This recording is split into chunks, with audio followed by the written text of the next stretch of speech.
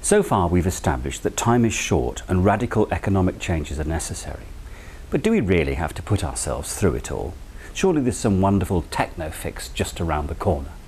Well, technological innovation is going to be important because there is no single technology, whether it's solar, whether it's thermal, whether it's wind power, which at the moment is able to deliver the goods without further innovation. So we do need technological innovation, and we need a lot of drive to do that. But I'm very strongly of the view that technological innovation is not enough.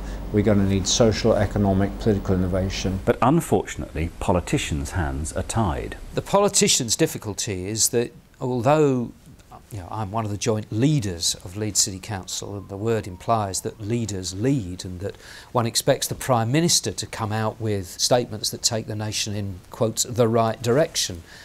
The difficulty is on a lot of these things there is an element of I don't want to change that. I want to keep my car. I want the freedom. I like this, that or the other. Government cannot physically lead the change that we need. It's not that, it would be nice if it could and it should be doing it. It's that it physically cannot. The government is constrained in how it can act by what people want. But what about the corporate sector? It is, after all, the big companies who encourage consumerism with advertising and also responsible for the worst of the waste and pollution.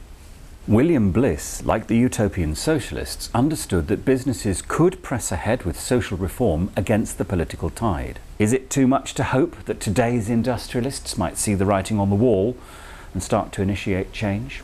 Behind the scenes there are some interesting things going on, particularly, funnily enough, in the big companies. Big companies are waking up to the enormity that they too will not be able to survive this. And that actually puts a very interesting political, with a small p, debating point. Do you let Tesco and Walmart and Unilever and Nestle and Coca-Cola and Pepsi-Cola resolve this problem? Or do you not? Lots of amazing initiatives going on in the business community, but fundamentally it's like asking a lion to go vegetarian. I mean, they're not going to do it. And again, you kind of can't blame them in a way, because structurally they have to pursue profit at all ends. Civil society's job then is to make new political reality possible. It needs to convince the electorate that it really wants this massive change and that it's not some kind of dystopian, bleak, living in hut future that we're after. I need to convince them that it's a really compelling, really exciting future that actually means a better quality of life. So science, technology, politics and commerce are all in one way or another stuck in the mud, and nothing looks likely to happen soon or soon enough anyway. But there is one institution which might be able to jump the lights on sustainability: cities. A lot of things that will actually bring about reduction of greenhouse gas emissions will be bubble up from below.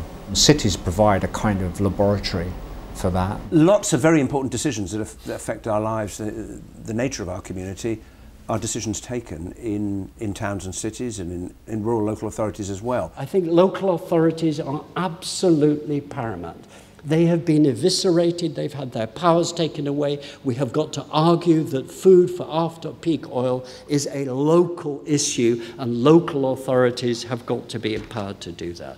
We certainly don't want to be wholly dependent on national leaders, and third sector groups and cities and regions are going to have a very big role to play. As I travel around and see what some towns and cities are doing, then it demonstrates what is possible. If you get things right at a city or local level, could be a model for national policy. It's where you've got concentrations of people and activity, and the supply lines can be shorter, and there's a chance of supplying a lot of people who can go and get things on foot, for instance. It can be more resource efficient in that sense. Cities also have big problems because of congestion of traffic, ineffectual nature of buildings in many cities and so forth. Therefore they could be a driving force of enterprise.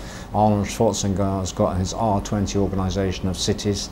That's going to be a global organisation of cities. So a lot can be done there, I think. Havana, Detroit, Los Angeles, Singapore, Chicago and many others are already introducing some radical sustainability measures. But it's naive to believe that any metropolis could ever be totally self-sufficient. Transition towns, as Chipping Norton will soon be, might get there, but it's in regional cities like Leeds that the big opportunities lie, because they're both small enough to manage and big enough to make a real difference. So this is where we need to inject the herbal fix.